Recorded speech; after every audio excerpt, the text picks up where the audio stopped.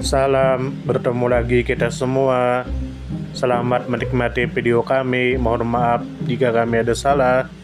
Semoga kita baik-baik saja. Salam. Sekarang masuk ke video. Abdul Moais Hasan. Tentu saja kemungkinan tidak asing di telinga kita, terlebih bagi para orang-orang yang pernah mendengarnya.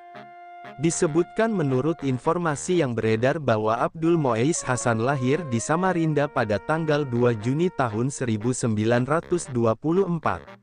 Abdul Moais Hasan merupakan putra kelima dari Muhammad Hasan, tokoh pergerakan Syarikat Islam di Samarinda yang berasal dari keluarga Banjar berdarah Kalimantan Selatan.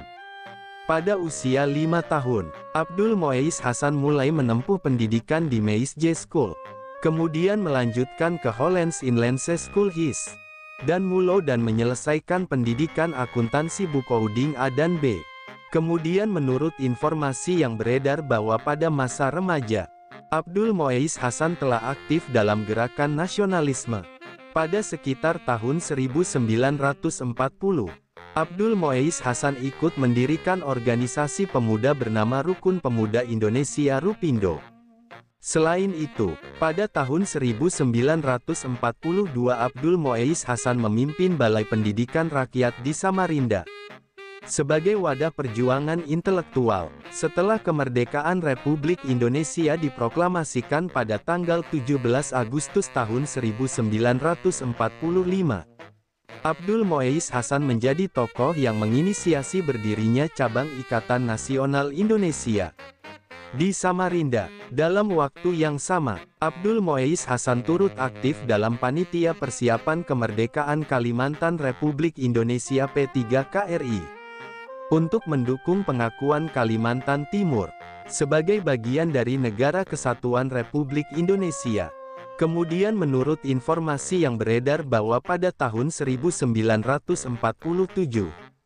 Abdul Moais Hasan menjadi Ketua Front Nasional Kalimantan Timur, sebuah aliansi besar yang beranggotakan 22 organisasi lokal.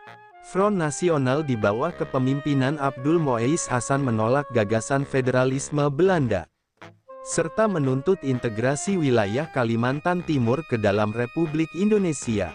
Melalui jalur diplomasi, Abdul Moais Hasan berhasil meyakinkan masyarakat dan tokoh adat agar mendukung integrasi tersebut. Akhirnya, pada tanggal 10 April tahun 1950, Keresidenan Kalimantan Timur secara resmi bergabung dengan Republik Indonesia.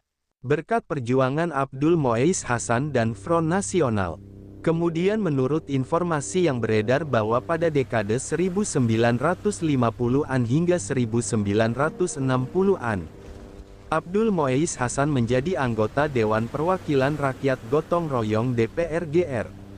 Dalam keanggotaannya, Abdul Moais Hasan menjabat sebagai Ketua Komisi Gabungan yang menyusun rancangan undang-undang tentang pemerintahan daerah serta Undang-Undang Pokok Agraria.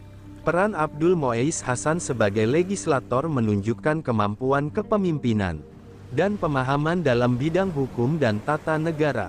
Kemudian menurut informasi yang beredar bahwa Abdul Moais Hasan diangkat oleh Presiden Soekarno sebagai Gubernur Kalimantan Timur yang kedua pada tanggal 30 Juni tahun 1962 dan dilantik secara resmi pada tanggal 10 Agustus tahun 1962.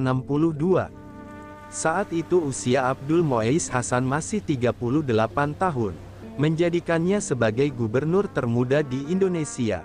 Dalam masa kepemimpinannya, Abdul Moais Hasan mendirikan Universitas Kalimantan Timur pada tanggal 27 September tahun 1962, yang kemudian dikenal sebagai Universitas Mula Warman. Abdul Moais Hasan juga mencetuskan berbagai program pembangunan di bidang pendidikan dan sosial demi kemajuan Kalimantan Timur. Kemudian menurut informasi yang beredar bahwa pada tahun 1964, ketika muncul ancaman pembakaran terhadap Keraton Kutai oleh kelompok yang menganggap simbol kerajaan sebagai bagian dari sistem feodal yang harus dihapus, Abdul Moais Hasan mengambil tindakan cepat. Abdul Moais Hasan memerintahkan Kepala Kejaksaan dan Kepala Kepolisian untuk menjaga serta melindungi Keraton Kutai agar tidak dirusak. Tindakan ini menegaskan komitmen Abdul Mu'izz Hasan terhadap pelestarian warisan budaya daerah Kalimantan Timur. Kemudian menurut informasi yang beredar bahwa pada tahun 1966, Abdul Mu'izz Hasan menghadapi gelombang demonstrasi dari kelompok-kelompok mahasiswa yang menuduh Abdul Mu'izz Hasan memiliki hubungan dengan Partai Komunis Indonesia. Meskipun tuduhan tersebut tidak terbukti, Abdul Mu'izz Hasan memilih mengundurkan diri dari jabatan Gubernur Kalimantan Timur pada tanggal 14 September tahun 1966. Setelah itu Abdul Mu'izz Hasan pindah ke Jakarta dan bekerja di Departemen Dalam Negeri selama 2 tahun. Pada tahun 1968, Abdul Mu'izz Hasan kembali menjabat sebagai anggota DPR Republik Indonesia dari fraksi Partai Nasional Indonesia hingga tahun 1970. Kemudian menurut informasi yang beredar bahwa setelah pensiun sebagai pegawai negeri sipil pada tahun 1976, Abdul Mu'izz Hasan tidak berhenti berkontribusi untuk masyarakat. Abdul Mu'izz Hasan mendirikan Yayasan Bina Ruhi Rahayu yang bergerak di bidang pendidikan, sosial dan pemberian beasiswa kepada pelajar kurang mampu di Kalimantan Timur. Abdul Mu'izz Hasan juga aktif menulis artikel sejarah, opini serta karya ilmiah hingga tahun 2004. Abdul Mu'izz Hasan wafat di Jakarta pada tanggal 21 November tahun 2005, dalam usia 81 tahun.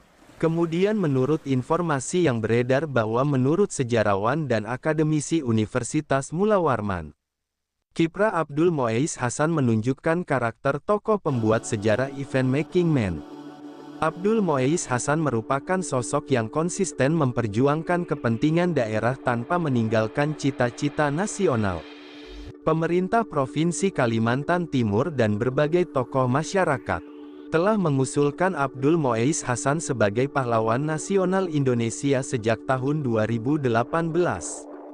Usulan tersebut disampaikan melalui seminar dan pengumpulan dokumen akademik, yang menyatakan bahwa Abdul Mu'izz Hasan layak mendapat penghargaan tersebut. Abdul Mu'izz Hasan telah mengabdikan hidup dalam bidang perjuangan kemerdekaan, diplomasi daerah, pendidikan dan pelestarian budaya. Kemudian menurut informasi yang beredar bahwa Abdul Mu'izz Hasan adalah figur pemersatu dan penggerak perubahan. Sejak masa kolonial hingga masa Orde Lama, Abdul Mu'izz Hasan selalu berada di garis depan dalam memperjuangkan keadilan dan kemajuan untuk Kalimantan Timur dan Republik Indonesia. Warisan pemikiran, kebijakan dan nilai-nilai perjuangan Abdul Mu'izz Hasan tetap relevan dan layak dikenang oleh generasi penerus. Sumber referensi Google Chrome dan ChatGPT+. Di balik kemajuan suatu bangsa, tentu kita tahu akan ada selalu sosok-sosok yang memberikan pengaruh besar, meski sering tak terlihat. Mereka bukan hanya terkenal karena jabatan, tetapi karena dedikasi dan ketulusan dalam bertindak. Tokoh atau figur seperti itu tentu kita tahu lahir dari berbagai latar belakang. Ada yang berasal dari desa kecil, dan ada pula yang tumbuh di tengah kota yang ramai. Tentu kita tahu bahwa tokoh bukan hanya soal ketenaran. Tokoh adalah tentang peran. Mereka bisa menjadi seorang guru yang sabar mendidik di pelosok negeri, atau seorang warga biasa yang peduli terhadap lingkungan dan konsisten menjaga kebersihan kampungnya. Semoga apa yang kami sampaikan bisa bermanfaat, menambah wawasan, dan jadi motivasi positif untuk kita semua, dan tentunya semoga kita semua selalu diberikan kesehatan, selalu dilancarkan rezeki, selalu dimudahkan segala urusannya. Dan jika Anda mempunyai pertanyaan atau komentar atau saran, langsung saja tulis di kolom komentar. Kami sangat terbuka buat masukan yang membangun supaya kedepannya bisa lebih baik lagi. Jangan lupa like, share, subscribe biar Anda tidak ketinggalan konten-konten seru dan bermanfaat. Tetap semangat, jaga kesehatan, dan terus jadi versi terbaik dari diri Anda.